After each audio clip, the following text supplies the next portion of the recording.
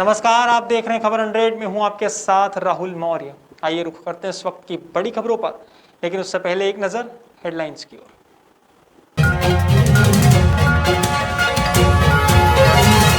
रतलाम में crisis management committee की बैठक, राज्य सरकार की गाइडलाइन पर हुई चर्चा। 1 जून से प्रतिबंध खोलने को लेकर लिए फैसले।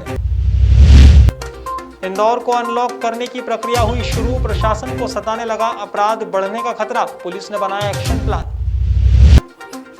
मध्य प्रदेश सीएम शिवराज सिंह चौहान का बयान, शिवराज सिंह बोले सरकार के ऐतिहासिक 7 साल हुए पूरे, पीएम मोदी के नेतृत्व में देश आगे बढ़ रहा।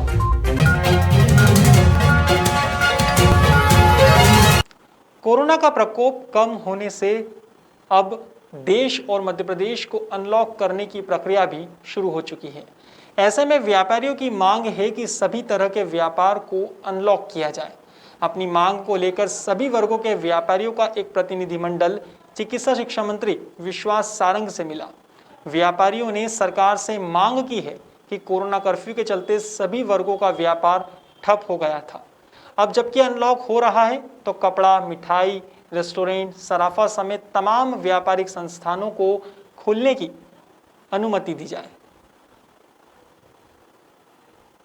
हम ये चाह रहे हैं कि 1 जून से मार्केट खुले तो पर एक रूपता के साथ में खुले, और हम सभी दृढ़ संकल्प से हम बोल रहे हैं कि हम सैनिटाइजर का उपयोग करेंगे, मास्क का उपयोग करेंगे। अगर जो कोई मास्क नहीं लगा हुआ है तो हम उसको मास्क भी हम देंगे। हमने इसी प्रकार से हमने अपना नरोत्तम मिश्रा जी को भी ज्ञापन दिया है 1 जून से खुलने का। मैं अजय देवनानी, सचिव न्यू मार्केट व्यापारी महासंघ। आज हमने पुनः माननीय मंत्री जी को ज्ञापन दिया। इससे पहले हमने माननीय गृह मंत्री जी को ज्ञापन दिया था। और भोपाल के व्यापारी संकल्पित हैं कि एक तरफ हमें कोरोना संक्रमण की चेन भी तोड़नी है और आर्थिक प्रगति में भी योगदान देना है। तो हम लोग आशान्वित हैं कि जून फर्स्ट वीक से 1 जून से मार्केट खुलेगा। और हम लोगों ने कई अपने प्रपोजल्स भी दिए हैं कि हम लोग कैसे, जैसे आज हमने आह्वान किया है कि मास्क नहीं तो सामान नहीं, तो हम अवेयरनेस कैंपेन भी चलाएंगे मार्केट जब खुलेगा, और बहुत सावधानी के साथ हमें जो गाइडलाइंस मिलेंगी उनका पालन करेंगे। अब व्यापारी ये चाहता है कि हम देश की आर्थिक प्रगति में भी योगदान दें और इस कोरोना संक्रमण की चेन भी तोड़ेंगे। तो हम आशान्वित हैं कि पुनः भोपाल मुस्कुराएगा और हम सब मिलकर जो है इस कोरोना को हराएंगे और व्यापार भी पुनः प्रगति करेगा। मध्य प्रदेश की राजधानी भोपाल में डबल मर्डर का एक सनसनीखेज मामला सामने आया था। कोलार पुलिस ने डबल मर्डर करने वाली हथौड़ी किलर महिला का पर्दाफाश किया है। उर्मिला मीना नाम की महिला ने अपने ही देवर के साथ मिलकर 5 साल पहले अपने पति की हथौड़े से हत्या कर दी थी और उसकी लाश को घर में ही दफना दिया था। और अब 5 साल बाद उर्मिला मीणा ने अपने उसी देवर को मौत के घाट उतार दिया है और कोलार की एक नहर के पास फेंक दिया। उर्मिला ने इस वारदात को अपने बेटे राज मीणा, पड़ोसी राजेश वाल्मीकि और बेटी रोशनी मीणा के साथ अंजाम दिया। उर्मिला के देवर की लाश को जानवर तक खा गए थे। इस मामले में पुलिस ने छानबीन शुरू की और उर्मिला को हिरासत में लिया है। तो वहीं उर्मिला मीणा ने डबल मर्डर की पूरी वारदात अब कबूल की है।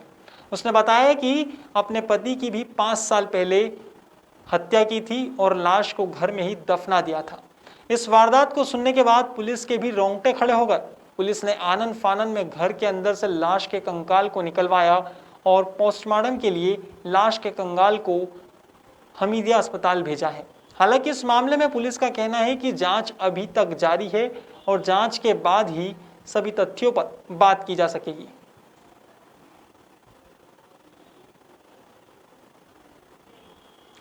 उज्जैन के लवकुश नगर में मवेशी पालन के विवाद में एक युवक की बेरहमी से हत्या कर दी गई।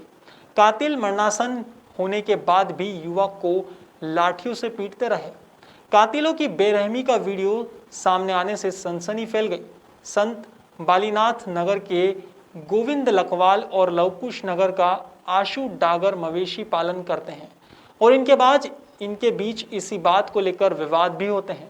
शातिर आशु डागर ने इसके चलते गोविंद को मौत के घाट उतार दिया और बातचीत करने के लिए झांसा देकर अपने घर बुलाया। उसके घर पर साथी लाला भाट, विशाल भाट, सागर भाट, दीपक और भैयू हथियार लेकर तैयार बैठे थे। गोविंद अपने दोस्त सूरज के साथ जैसे ही आशु के घर में दाखिल हुआ, आरोपी दोनों पर टूट पड़े। सूरज तो जान बचाकर भाग निकला, लेकिन गोविंद को आरोपियों ने मौत के घाट उतार दिया। कल मतलब 29 मई थाना नीलगंगा के अंतर्गत बीते कल 28 मई को लगभग शाम को 6 बजे के आसपास 5-6 बजे के आसपास दो पड़ोसियों में आपस में जो पशु पालते हैं उनमें आपस में विवाद हुआ, मारपीट हुई। उस मारपीट में गोविंद नाम का जो व्यक्ति है उसको मारपीट में चोटें आई और उसको अस्पताल भेजा गया था। वहाँ से उसको रेफर किया गया था इंदौर।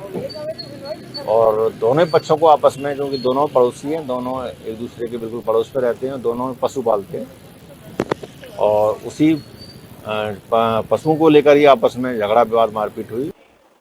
रतलाम में मध्य प्रदेश के वित्त मंत्री और जिले के कोविड प्रभारी मंत्री जगदीश देवड़ा की अध्यक्षता में क्राइसिस मैनेजमेंट कमेटी की बैठक संपन्न हुई। इस बैठक में राज्य सरकार की गाइडलाइन पर चर्चा तो हुई, लेकिन साथ में 1 जून से कई प्रतिबंध खोलने को लेकर भी फैसले लिए गए। बता दें, ये फैसले अगले 7 दिनों तक लागू रहेंगे। उसके बाद की स्थिति को लेकर कमेटी की अगले सप्ताह एक बार फिर बैठक होगी और उसमें निर्णय लिए जाएंगे। आज ही शासन के निर्देश आए। क्राइसिस मैनेजमेंट कमेटी की बैठक शासन के निर्देश के इंतजार में डिले हुई थी। शासन के निर्देश आ गए कि कौन सी गतिविधियां मान्य है, कौन सी मान्य नहीं है, कौन सी प्रतिबंधित हैं। उसी के आधार पर क्राइसिस मैनेजमेंट कमेटी ने निर्णय लिया। उसमें 2-3 चीजें बहुत प्रमुख हैं।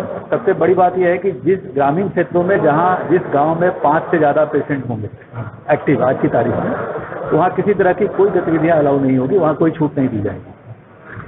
जहाँ 5 से कम पेशेंट हैं वहाँ कुछ गतिविधियां अलाउ होंगी। शहर के बारे में ये निर्णय है कि कंटेनमेंट जोन में किसी भी तरह का कोई छूट नहीं दी जाएगी। शहर की समीक्षा प्रत्येक 7 दिन में होगी, क्योंकि केस हो सकता है आज 5% से कम हो, कल ज़्यादा हो जाए। वर्तमान में ये खुशी की बात है कि रतलाम 5% से कम वाले जिलों में आ गया है। आज प्रदेश के यशस्वी मुख्यमंत्री शिवराज सिंह जी चौहान ने भी पूरे प्रदेश की जिला क्राइसिस मैनेजमेंट की सारे सदस्यों को, ब्लॉक स्तर के और नीचे गांव स्तर की सारी समितियों को आज उन्होंने संबोधित किया है। और आने वाले समय में कोरोना से कैसे मुक्ति मिले और उसकी सावधानियां क्या क्या रखना चाहिए, और आने वाले समय में जो अनलॉक की जो स्थिति है उसको कैसे करना, ये तय करने के लिए माननीय मुख्यमंत्री जी ने गाइडलाइन भी वहां से भेजी है। वो गाइडलाइन आपके सामने भी पूरी तरह से अभी आपको जारी हो जाएगी। पिछले साल जून महीने में इंदौर शहर को अनलॉक किया गया था। इसके बाद देखने में आया था कि अपराध के ग्राफ में काफ़ी इजाफा हुआ था। अब इस साल भी लंबे कोरोना कर्फ्यू के बाद शहर को अनलॉक करने की प्रक्रिया शुरू हो गई है। ऐसे में पिछले साल के अनुभव को देखते हुए इंदौर पुलिस ने अपराध और अपराधियों पर लगाम कसने के लिए एक्शन प्लान भी तैयार कर लिया है। एसपी आशुतोष बागरी के अनुसार अधिकारियों के साथ बैठक कर रूपरेखा तैयार कर ली गई है। आशुतोष बागरी की माने तो इस प्लान से अपराध के ग्राफ में गिरावट जरूर देखने को मिलेगी। देखिए, अभी तो पूरा फोर्स जो है कोविड को लेकर के फील्ड में लगा रहा और लगातार हमारी पहली प्राथमिकता ये रही कि संक्रमण को किसी तरीके से फैलने से रोका जाए, लॉकडाउन का प्रभावी तरीके से पालन करवाया जाए। लेकिन इसके बाद जैसे ही एक संभावना जताई जा रही है कि 1 जून के बाद से प्रक्रिया जो है अनलॉक की शुरू हो जाएगी और कुछ चीज़ों में ढील दी जाएगी। इसके साथ ही एक ट्रेंड देखने में आया था पिछली बार कि इसके साथ ही अपराध जो है बढ़ते हैं, खास करके नकबजनी के, चोरी के और दूसरे तरह के अपराध देखने को मिलते हैं। तो हम लोगों ने इसमें एक प्लान बनाया है कि जितने भी पुराने नकबजन हैं उन नकबजनों का एक डेटाबेस तैयार करके उनकी थाने बुला करके मॉनिटरिंग की जाएगी, उनका किन लोगों से संपर्क में है, अभी क्या कर रहे हैं, और यदि कुछ नकबजन जेल में बंद हैं तो उनकी यदि जेल से हाल ही फिलहाल रिहा होकर के आए हैं। मोदी सरकार के 7 साल पूरे होने पर मध्य प्रदेश के मुख्यमंत्री शिवराज सिंह चौहान ने एक बयान जारी किया है। अपने इस बयान में सीएम शिवराज ने कहा कि मोदी सरकार के ऐतिहासिक 7 साल पूरे हो रहे हैं। एक वैभवशाली, गौरवशाली, संपन्न, समृद्ध और सशक्त भारत के निर्माण में यह 7 साल मील के पत्थर के रूप में हमेशा याद किए जाएंगे। इस मौके पर सीएम शिवराज ने बताया कि उन्हें जब भी समस्या आई तो उन्होंने मोदी जी से फोन पर बात की और उन्होंने समस्या का तत्काल समाधान दिया। वह दृढ़ इच्छा शक्ति वाले, संवेदनशील ऐसे नेता है जिनके दिल और दिमाग में 24 घंटे केवल देश की समृद्धि, प्रकृति, विकास और जनता के कल्याण के अलावा और कुछ है ही नहीं। सुनिए सीएम शिवराज सिंह चौहान का ये बयान। जी के सरकार के ऐतिहासिक 7 साल पूरे हो रहे हैं। एक वैभवशाली, गौरवशाली, संपन्न, समृद्ध और सशक्त भारत के निर्माण में ये 7 बरस मील के पत्थर के रूप में सदैव याद किए जाएंगे। मोदी जी करोड़ों करोड़ जनता के हृदय के हार है। एक नहीं अनेकों सौगात हैं।